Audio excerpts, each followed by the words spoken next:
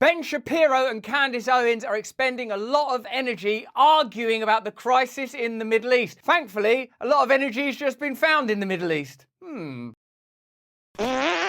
Hello there, you Awakening Wonders. Thanks for joining us on this voyage to truth and freedom together at a time of almost universal conflict where people who have very little connection to these horrific, somewhat global incidents are not talking to one another, are finding new disputes. It's important, isn't it, that we at least try to elevate a spirit of congeniality, open-heartedness and good faith. Is it? Do you consider it important? Let me know in the chat. Certainly former allies like Candace Owens and Ben Shapiro are now at loggerheads, quarrelling, involved in an aggressive discourse on the subject of the Middle East. Now, Ben Shapiro is an Orthodox Jew with strong connections to Israel. It's pretty obvious he's going to have very, very strong views that are affected by his religion, his faith, his nationality, his family history, his racial history. And Candace Owens, I believe, is a pretty devout Christian and outspoken. It's very curious the way this issue has impacted formerly pretty aligned spaces that were basically about individual freedom, weren't they? And not wanting state intervention. And there was a lot of, I guess, anti-woke tropes and stuff like that that kind of held together this group, whether it's the Daily Wire or perhaps even these new right-wing and even left-wing anti-establishment groups that come together in the last 5-10 years as an advent of independent media and this new technological age. Certainly this ancient and historic issue has caused fissures and division that were not visible before.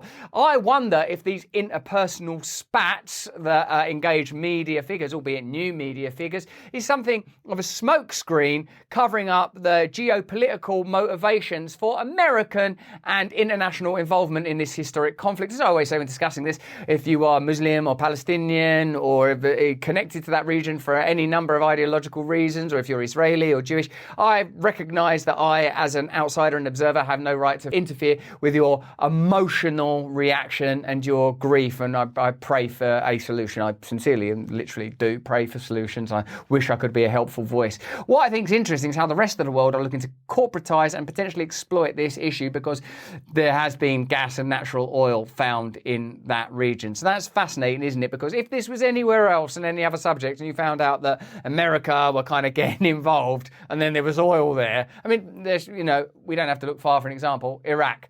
We all know that after 9/11, you just couldn't have a conversation about what had happened. You couldn't. People were like, those images, the towers, the people jumping out. It was just too devastating. It was too awful. The recorded messages of people going down on planes, the grief, the horror, the terror. Inconceivable. You just can't have any conversation other than, okay, well, do what you got to do. But there was a 1 million person march around that time, wasn't there, saying, I don't think there are weapons of mass destruction in Iraq. I don't think Iraq are intrinsically connected to this issue.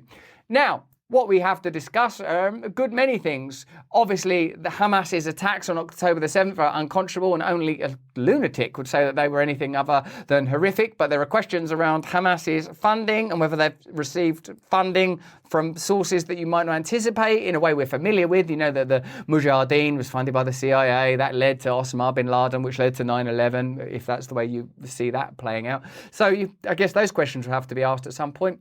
But more immediately, when it is observable that there are people in Congress and people that support both political parties in America that massively financially benefit from the escalation of this conflict and stand to benefit if indeed the UN occupy that region with American troops or UN troops or however it goes down, it's likely at some point, we'll see, won't we, that there'll be energy contracts awarded and we'll have these humanitarian programs, but we're going to need someone to deal with this gas and oil. So we'll see, won't we? There's no point getting too caught up in conjecture, but we can look at the relatively recent past and see how that went down and see how perhaps this conflict between these two individuals, both of whom I know personally and I like, as a matter of fact. I think it's all right to like people that are Israeli and pro-Israel and like people that are Christian and oppose some of Israel's policy, notably and obviously the bombing of Gaza. So let's see if it's possible to be a good, decent, open human being anymore, or if we all just have to live in sludge and filth and death and betrayal. Let's see.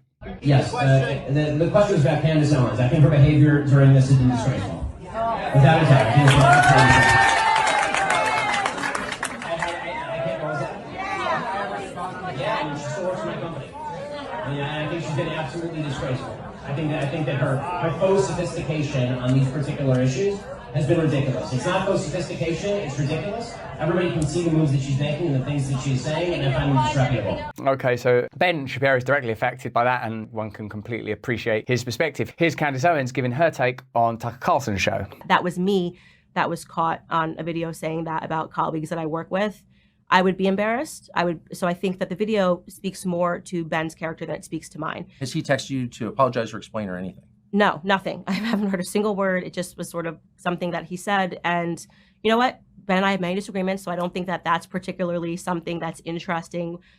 We disagreed on the COVID vaccine. We disagree on Ukraine and Russia. He has taken virtually every stance that has been the opposite of mine.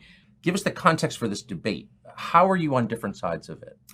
I haven't heard you endorsing Hamas. Like you're not. No. Well, I have not endorsed Hamas in any way, and yet people have interpreted things that I say, or actually rather things that I don't say.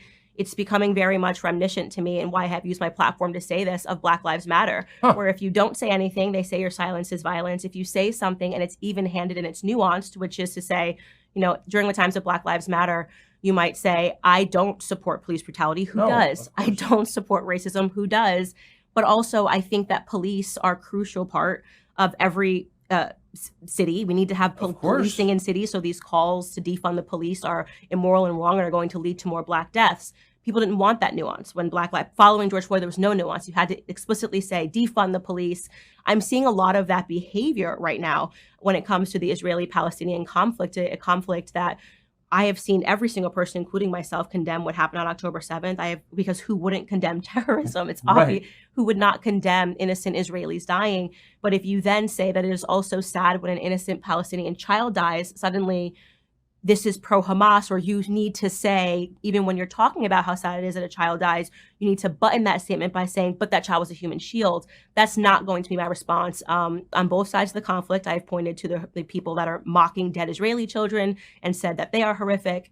I am even keel on this matter, and yet people think that you need to be extreme. So people that have become more radical and extreme are perceiving a moderate stance as not enough. What this conflict perhaps does is illustrates how there's this new sort of shifting of perspectives and new conflict where presumably previously there were alliances. I mean, think of people now that are pro-Palestinian that will be watching Candace Owens going, yeah, I agree with her, yeah, I agree with her, who just 6 months ago would have been, Candace Owens, I hate Candace Owens. She's not saying what I want her to say on Black Lives Matter. So isn't it very odd that these fracturing incidents keep being perpetuated and ground out through social media? I'm not saying that they're not real or they didn't happen. I know Black Lives Matter was a real perspective, and I understand that what's happening now is real. I'm not questioning that. I'm talking about its impact. What the conflict between Shapiro and Owens ultimately comes down to is Ben Shapiro, for reasons that I perfectly understand, given what I've outlined about Ben Shapiro, believes that America should heavily invest in supporting Israel. And Candace Owens, whose perspective I completely understand, says that America should not heavily invest in Israel. Let's see what the President of the United States, Joe Biden, throughout his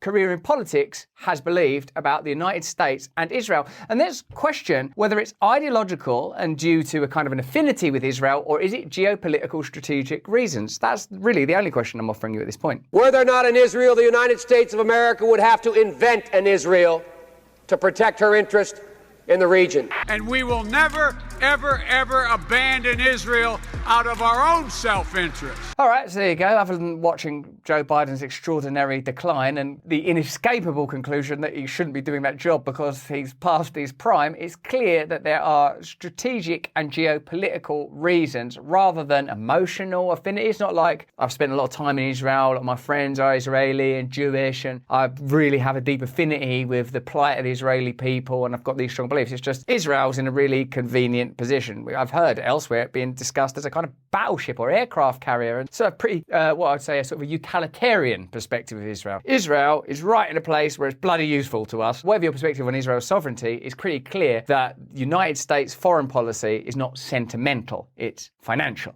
The Biden administration and Israeli officials have held secret talks on stationing American troops in Gaza after Hamas is defeated, according to a report. So the agenda is defeat Hamas by any means necessary, evidently, and station American troops there. Why? Among options being discussed is a multinational force that could include US troops, sources told Bloomberg. Another possibility would be to put the region under the control of the United Nations. Is it me?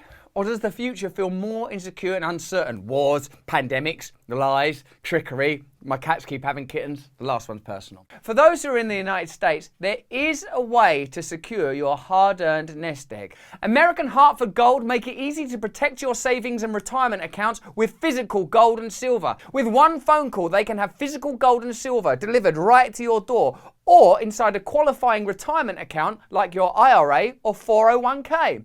American Hartford Gold is the highest rated firm in the US with an A+ rating from the BBB and thousands of satisfied clients. Right now, they will give you up to $5,000 of free silver on your first qualifying order. This offer is only for US customers. Call 866-505-8315. That's 866-505-8315, or simply text BRAND to 998899. Get up to $5,000 of silver and protect your future in this crazy, crazy world with some solid precious metals literally made in stars.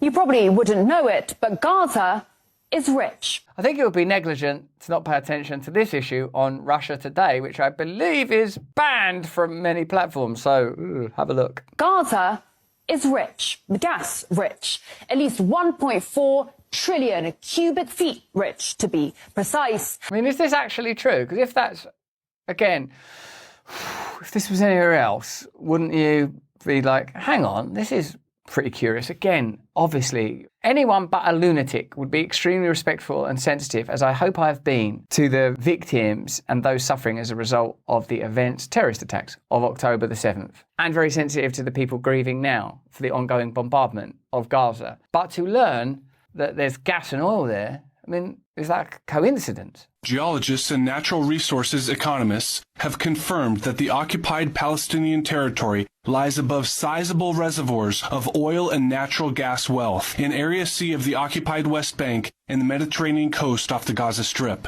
To date, the real and opportunity costs of the occupation exclusively in the area of oil and natural gas have accumulated to tens, if not hundreds of billions of dollars.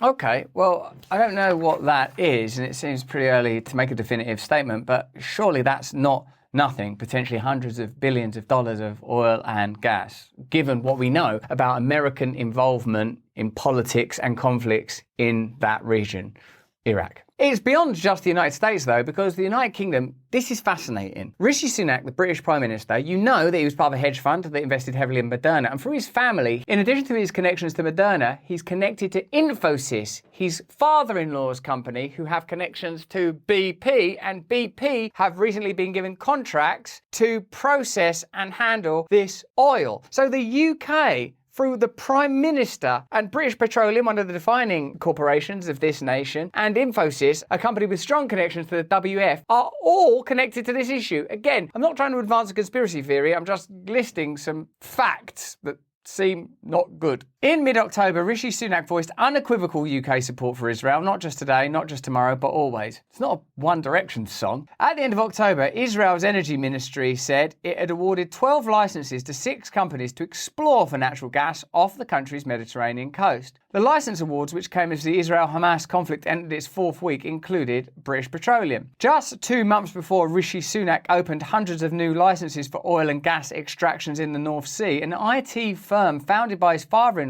signed a $1.5 billion deal with the energy giant BP. The Times of India reported in May that Indian IT giant Infosys, in which Sunak's wife Ashkata Murthy also has a reported £400 million stake. The wife of the Prime Minister has a £400 million stake. How can you have people that live in that world running country? It just doesn't seem fair or right or proper, does it? Our whole system doesn't work. Should be assemblies, regionalised control, decentralised, the principle of subsidiarity, localised power as much as possible. Not like, who are the richest, most powerful people with the most ambition to centralise all power and create deals around the world that are going to generate wars and drain countries of their resources. Get them in charge. The Times of India reported in May that Indian IT giant Infosys, in which Sunak's wife Ashkar Murti, also has a reported £400 million stake. Won a deal from the global energy company thought to be the second largest in the history of the firm. So it's not a meaningless deal even for a massive global corporation. Despite the company being partly owned by his wife's family, Sunak previously said the matter is of no legitimate public interest. Isn't it extraordinary? The things that are considered to be of legitimate public interest and things that you should just, that's not of legitimate public interest. I've just done a 1.5 billion deal with a company that's heavily connected to my wife. That's not public. That's private. What a weird little setup. What a curious set of morals. Okay, Ben Shapiro thinks that the United States should get heavily involved in the Israel-Hamas conflict. Candace Owens says, not really. It seems that there are discussions now to place US troops in Gaza and have either a US force or a UN force occupy Gaza. We now know that there's oil and gas in Gaza, that British Petroleum have a potential contract with Israel to investigate the refining and processing of that gas and oil. British Petroleum is connected to the wife of our Prime Minister. Now, is there any precedent for creating a military situation, occupying a territory, and then awarding a series of contracts? Again, we're not talking about the direct combatants here of Israel and Hamas. We are talking about a global set of interests that are able to exploit conflicts to generate power and profit. Now, is there a recent precedent? And are there any global figures who are kind as all hell and will be president right now if everyone was a bit less racist? Iraq has one of the largest customer bases in the entire Arab world. It has one of the world's largest supplies of oil, and it has one of the best educated workforces in the region. Iraqis are looking to rebuild every sector of their economy, not only their oil sector, but agribusiness, transportation, housing, banking, and many others. And so it's time for the United States to start thinking of Iraq as a business opportunity. Don't start thinking of it as dead children. That'll skew your perspective. Put them dead children way out of your mind. Focus on the business opportunity. And in fact, the business opportunity is what we have to look at with regard to this region right now, because it appears that there is one. That isn't to say that October the 7th wasn't a tragedy, and it's certainly not to suggest that those events were anything other than a national tragedy for the people of Israel, in the same way that the subsequent bombing is a tragedy for the people of Gaza. What we are looking at now is US and UK and globalist involvement in a region that appears to have some resources that are about to be exploited pretty hard. A supporter of the war in Iraq, Hillary Clinton racked up quite the rap sheet during her time as Secretary of State, escalating wars, greenlighting coups, and generally maintaining and expanding US power around the globe. Escalating wars, greenlighting coups, expanding US power. Remember, the same sort of people are now in charge. It's not like, and then we got rid of all those people and put the Care Bears in charge, do we? They're still running things. Clinton and Obama got away with hawkish policies because they stuck to the language of humanitarian intervention and liberation. Remember, this is something we've continually observed. Now, it's almost like that trick was starting to wear out. People were starting to go, these people that claim to be the left are some of the most authoritarian, censorship-endorsing, surveillance-creating, draconian people and institutions we've ever dealt with. Oh yeah? Well, get ready for the mother of all conflict. Get ready, peripheral anti-establishment voices, to be divided like you've never been divided before. The quote, "It's time for the United States to start thinking of Iraq as a business opportunity," was included in an email released by the State Department that specifically mentioned JP Morgan and ExxonMobil. Imperialism has always required looking at natural resources, territory, human beings through an economic lens, whether that was British involvement in India or the colonies from which the slave trade was created, or America's involvement in Iraq. This modality, this mentality is, I suppose, the central liturgical belief of the globalist machine, isn't it? That the world is a resource that should be regarded through one lens and controlled by a centralized group. Whether that's Bill Gates saying, oh, Africa, they don't know how to farm that place. Let's patent their seeds and send them some information. India, they don't know how to farm that. Globalism requires a centralizing mentality, doesn't it? And isn't it clear that crisis over the last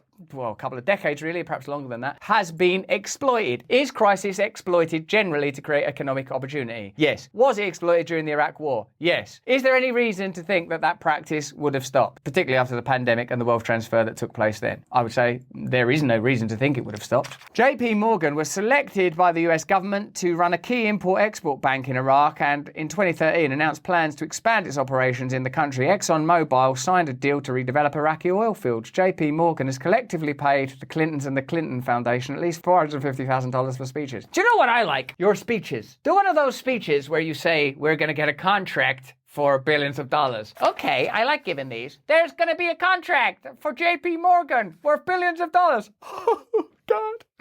Gets me every time. I promised myself I wouldn't cry. And ExxonMobil has donated over $1 million to the family's foundation. But if you think there's a connection between these donations and these business practices and the eventual geopolitical machinations of the United States and their partners in the energy field and military-industrial complex, you, my awakening wonder chum, are a conspiracy theorist. When there is a conflict such as this one that's causing division, even in places where there were loose alliances forming, I think it's very important for us to say, is it possible? Am I wrong about this? Is it possible to go, look, I recognise you've got really strong views on this and I understand why you would. Perhaps I would obviously I would if I was in that position. People are the way they are created through their conditions and their personal experiences. And what we're supposed to do, I think, is not judge people, but try to find things that we can agree on so that we can confront the centralising forces that are exploiting every single crisis, maybe in some instances, not this one, generating crisis in order to divide and control people. If we go, no, pick a side, then that's really helping them. In a globalist context, it's so easy, obviously, look, to divide people. And unless we find things we can agree on, like this crisis is being exploited, there should be a peaceful solution as quickly as possible. A thorough investigation into the origins and role of Hamas and how to stop Hamas needs to happen. A proper discourse around what peace looks like and what a responsible role for the world is in this conflict needs to be had. If none of those things can happen, I don't see how we can proceed as a people, other than perhaps some sort of national isolationism where we just go, God, we're the UK, just look after the UK. Too heavy. France, look after France. Syria, look, well, good luck, Syria. Good luck anywhere that's got any mineral resources that America are interested in. So, a conflict between Shapiro and Owens is indicative of a climate where conflict has to be dominant in order for us not to be able to have a clear perspective of some of the ulterior motives that might be influencing, in particular, America and the rest of the world's involvement in this painful, agonizing, historic conflict. But that's just what I think. Why don't you let me know what you think in the comments and the chat? Have a look at either of these videos if you want to. Remember, we stream every day at these times. ET 12. That's us. Join us then. More important than any of that is if you can, please stay free. Hey, thanks for watching. If you want to see more uncensored content where free speech can flourish, join our live stream. Click the link right here to watch the next video if you want to, or become a member of a growing movement. Download the Rumble app and you'll be informed every time we make a new piece of content. Stay free.